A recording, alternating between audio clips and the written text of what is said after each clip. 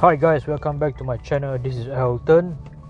Okay, for today, for the past few days I've been having a lot of audio issues as I'm trying to actually capture my voice clearly while I'm driving with some sort of a loud exhaust. And this time round I have the mic under my shirt.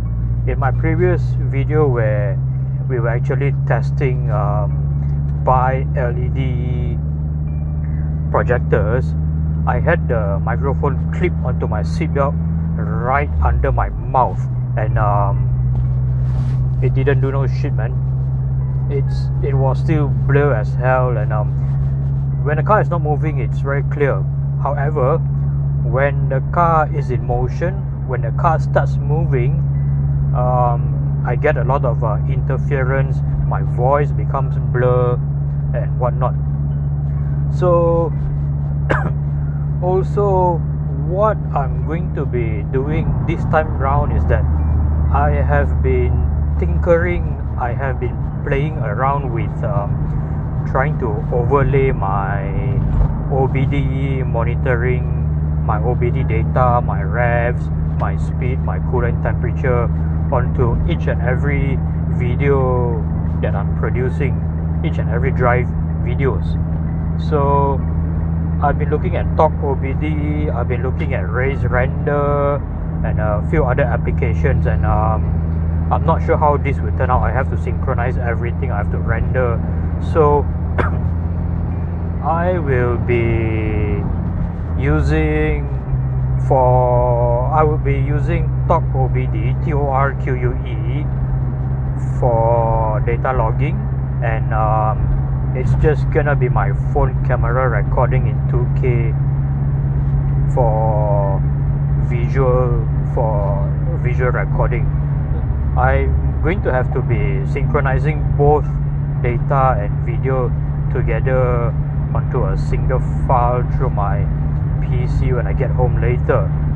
And also I'm gonna be talking about the importance of data monitoring, the importance of data logging.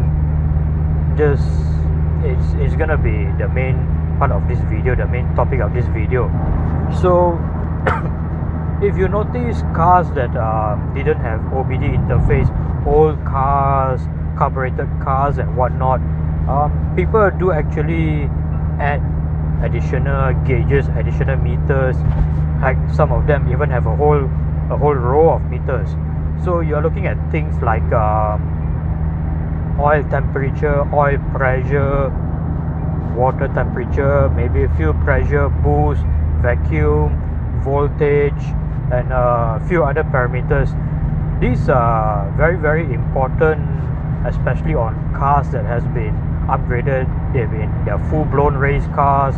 Things can blow anytime. So monitoring these kind of important. They are something like human vitals. When you're in a hospital, you monitor your heartbeat, you monitor your heart rate when you're in a hospital. It's similar to having monitored this on the go when you're driving. Well, I'm not talking about having your eyes stuck to the meter cluster all the time, but it's good to have a warning on what's gonna come. Perhaps an engine might be running too hot, or you might be running low on oil, or lack of oil pressure, or if you're overheating.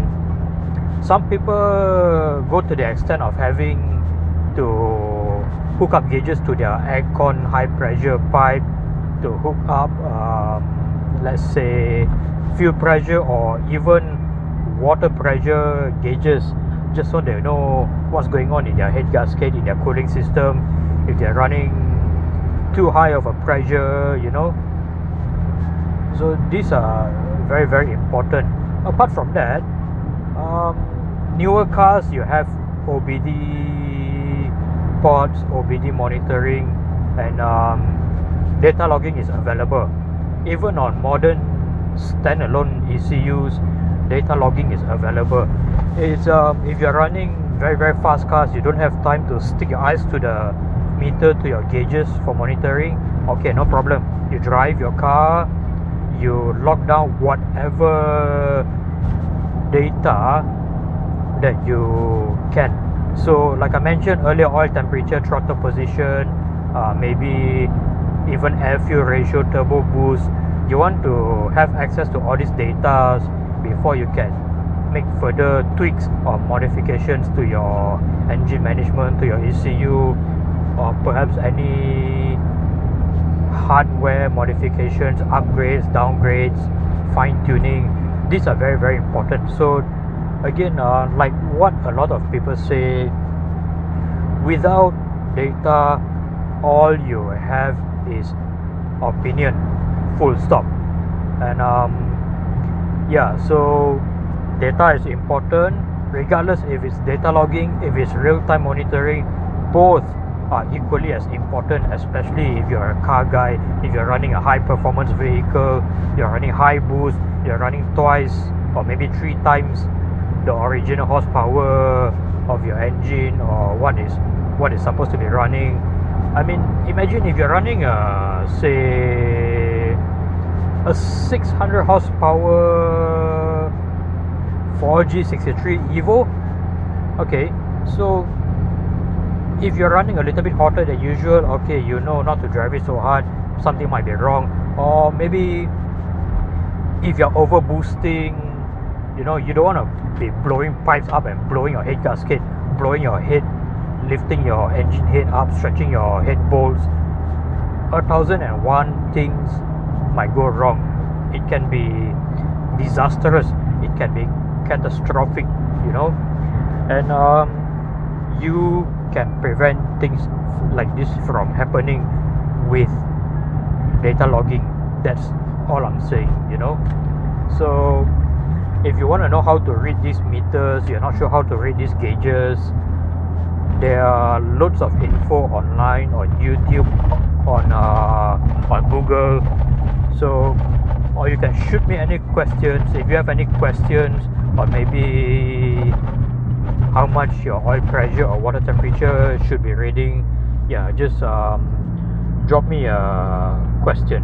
Alright, so I'm gonna be ending this video now. My next video will be pretty much quiet. It won't be very informative. It'll be just focusing more on driving and having to do a little bit of data logging, some overlay on my next drive.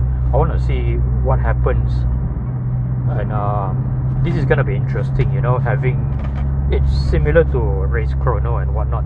So once again, thank you for watching this video. If you like what you watch, do hit the subscribe button on the top left, and there'll be much more to come. Thank you.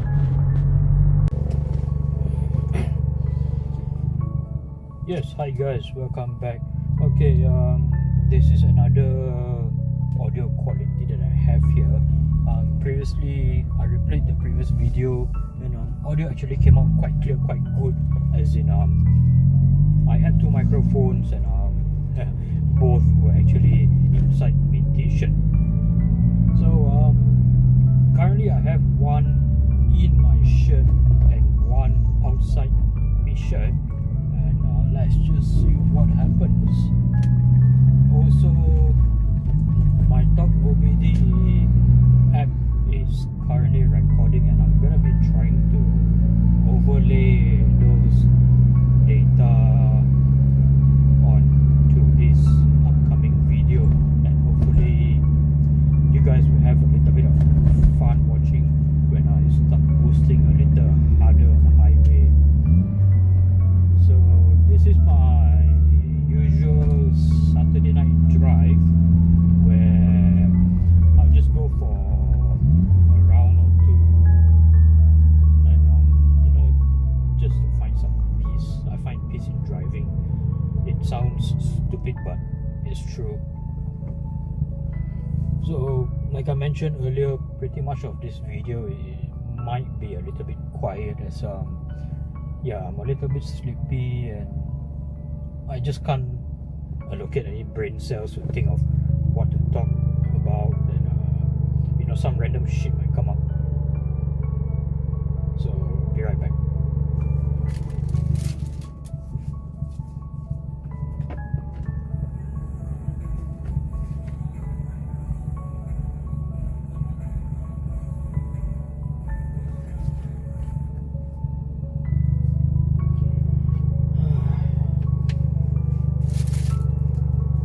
Yeah, one thing for sure is that I don't usually cross red lights, even if there are no cars around.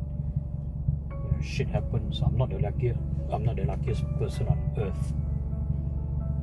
Yeah, I'm also trying to work out on my speech in terms of clarity, and I need to stop stuttering and hesitating throughout videos. It can get a little bit annoying, and it makes me sound like a noob and never will be. So, okay, here we go. The next 2 left turns is gonna bring us down to the highway.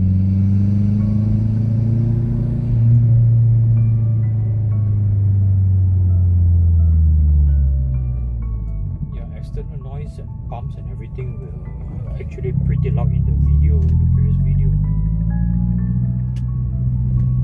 First left.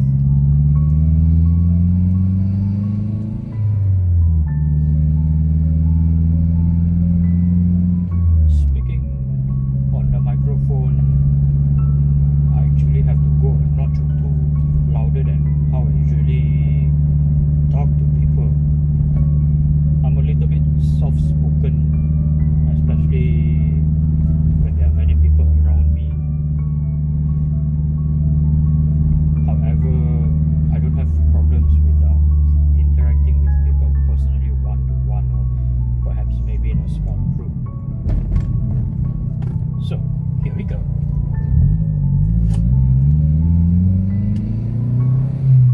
I'm just gonna take it light and easy.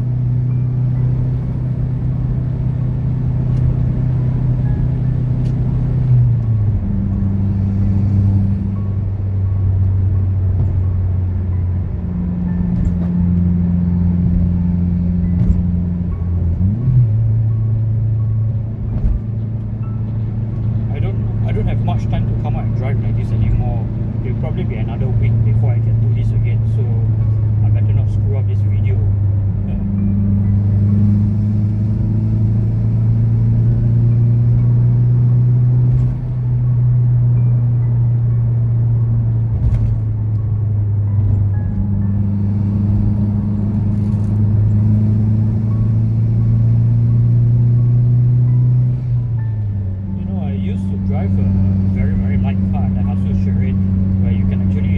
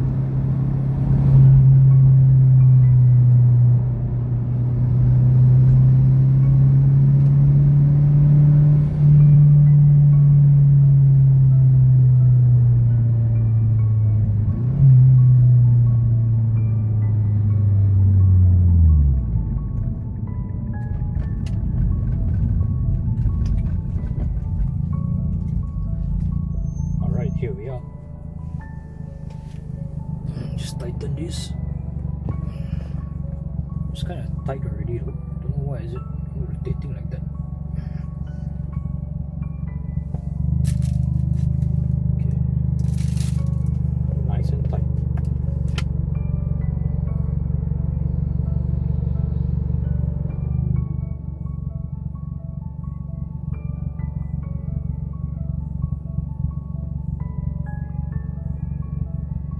Yeah, I'm just gonna take a break a little while and reply some messages since I'm here.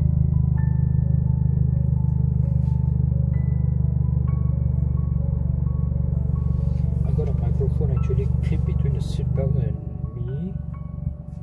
Let's just rotate it the other way.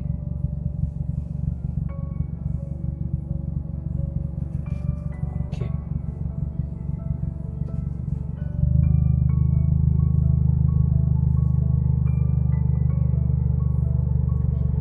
Just give me a few minutes.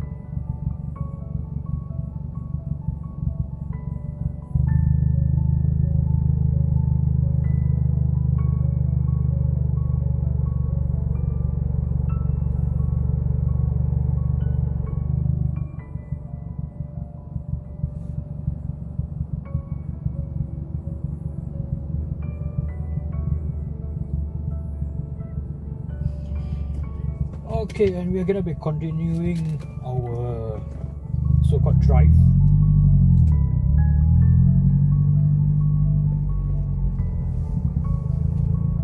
I am going to be going to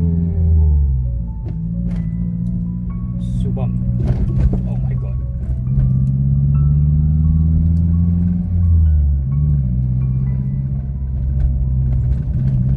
Yeah, I think I got a little bit carried away on having my personal thoughts on doing what you like and what not. There is a very fine, a very thin borderline on enjoying what you do and people talking about you and being delusional. You have to know that fine line.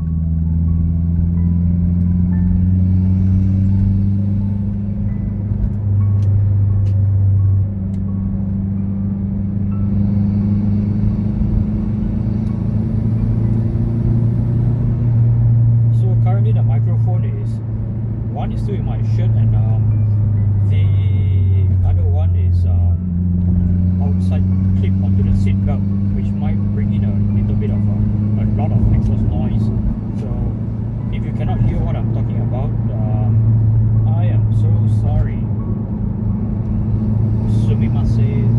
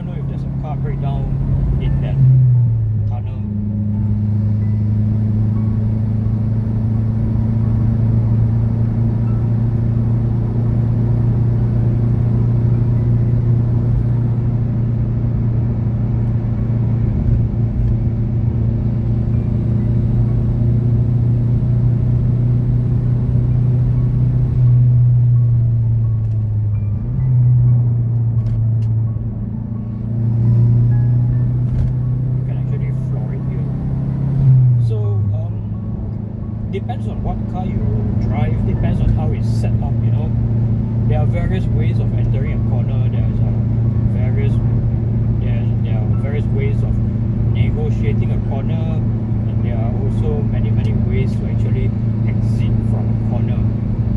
Every car is set up differently, either by the person who set it up, or it's set up to the specifics of the owner of the car to suit his driving style. So having a car, it's either you adapt to the car or you make the car adapt to you. And certain cars have its handling limitations depending on suspension, damper design, how rigid are the chassis and whatnot. There are 1001 ways to go around suspension, just like engines, you know. You can have them built giving you top end power, high RPM, like the Honda S2000, the V-Type engines, the K20A, the B series, or perhaps forced induction or something that gives you low end power, like something that gives you a big top of anything below 5,005, say maybe an engine from Corrado, Canissa, or pretty much most engines don't give you top end powers unless it's got some sort of extra valve lift or variable valve timing. So it's all personal preference on what kind of driver are you and what kind of engine you like. Some people, they don't like to rev very high, they don't like to go very high, they like an easygoing engine, something with a small something with a small turbo. Some people like big ass turbo with very brutal power, very brutal torque, horsepower. They come in very sudden, 103,000 no power, 5 bang, you get an additional 152 horsepower on the dyno. So cars like this, they can be quite fun to drive, but they are a little bit sluggish in traffic, even moderate traffic. So manufacturers of engines and turbochargers, they are working towards having an engine that saves as much fuel as possible and makes, and of course it has to make as much power as possible without having to use too much fuel. Each and every one of them is trying to strike the right balance in both of these. So that will include factors like hybrid engines or engines that are twin charge. You're talking like the Prius that's a hybrid, or Golf TSI that's twin charge, or maybe twin engines like the Volvo T8. So manufacturers are spending millions and millions, if not billions, into having to research R&D. They are to R&D get their engines as powerful and as efficient as possible. So that's one industry. The turbocharger industry itself is a different thing. They are working towards having a turbo that gives power as early as possible, having to deliver that amount of airflow for as long as high as possible, as high RPM as possible, and as efficient as possible. So it gives you a very wide power range, power band. So if you are talking about technological advancement, let's just compare old TD04 to GReddy GT25 ball bearing turbo. It's probably 5-10 years difference in technological advancement. So definitely the GT series, the GT25 is bigger, it makes more power, and it might or might not be as efficient as the TD04. And having the EFR coming out about 5 years ago, the Bob Warner EFR, there's a whole world of difference. That one gives you power right down from the bottom all the way up to the very end. And I might talk about that in my next coming video.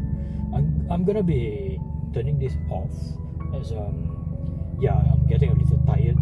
I'm basically tired of talking. So once again, I'm sorry if I bore you too much with my words or, you know, Malaysian accent. Please forgive me. However, once again, if you like what you watch, do hit the subscribe button on the top left of the video. Thank you.